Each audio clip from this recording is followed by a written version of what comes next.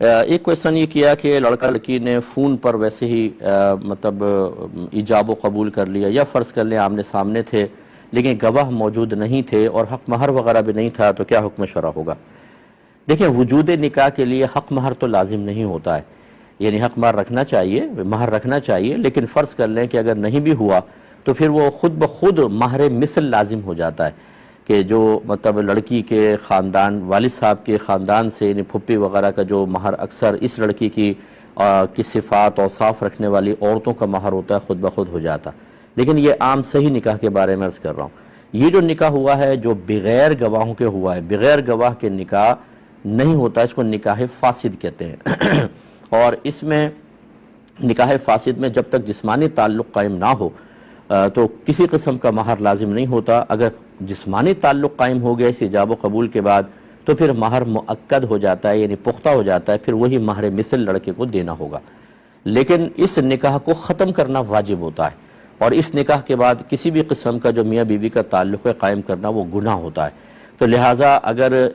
دونوں کو شرمندگی ہوئی اور وہ ختم کرنا چاہتے ہیں تو بالکل ختم کریں گے، لیکن اس میں طلاق نہیں ہوتی، اس میں متارکہ ہوتا ہے۔ متارکہ کا مطلب لڑکا کہے میں نے تجھے چھوڑا، لڑکی کہے میں نے تجھے چھوڑا، اور دونوں کا علیحدہ ہو جانا واجب ہے۔ اور اگر وہ طلاق کے الفاظ بھی کہتا ہے لڑکا بالفرض اس نکاح فاسد میں، تو وہ طلاق نہیں ہوتی، وہ متارکہ ہی کہلاتا ہے، ٹھیک ہے؟ کیونکہ طلاق واقع ہوتی ہے نکاح صحیح میں، اور یہ ہے نکاح فاسد، غلط قسم کا نکاح ہے، لہٰذا اس میں لفظ طلاق بھی کہہ دے گا تو متارکہ ہوگا۔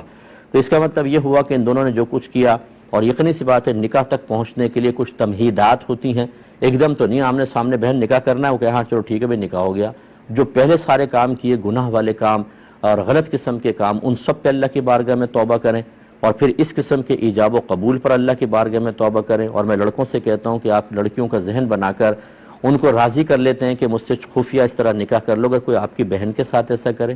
آپ کی بیٹی کے ساتھ کرے، پھر کیا خیال ہے آپ کا کہ آپ اس بات کو لائک کریں گے، پسند کریں گے؟ لیکن دوسرے کو ایموشنلی بلیک میل کرنا کہ میں تم سے پیار کرتا ہوں اور تمہیں میرے لیے تم اتنا بھی نہیں کر سکتی ہو، اور وہ ماں باپ کی بدنامی کا سبب بنے، بھائیوں کی بدنامی کا سبب بنے، کون سا آپ نے تیر مار لیا؟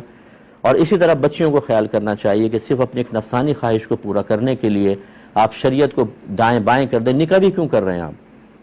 آپ کہتے ہیں نکاح اس لیے کر رہے ہیں کہ شریعت نے لازم کیا، تو پھر شریعت کے نکاح تک تو شریعت آپ کو بہت اچھی لگی کیونکہ مل رہے تھے آپس میں، اور باقی چیزوں میں آپ نے شریعت کو چھوڑ دیا۔ یہ نہیں دیکھا کہ آپ نے لڑکا کفو میں ہے کہ نہیں ہے، ماں باپ اور خاندان کے لیے باعث شرم و عار ہے کہ نہیں، نکاح منعقد بھی ہوگا کہ نہیں ہوگا،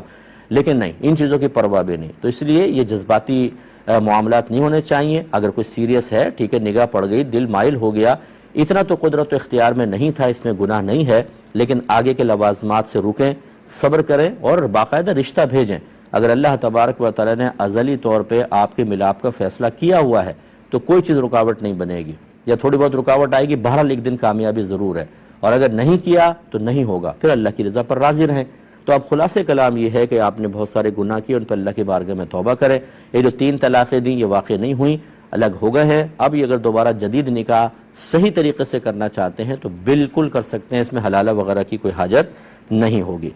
اور اب باقاعدہ مہر مقرر کیجیے گا۔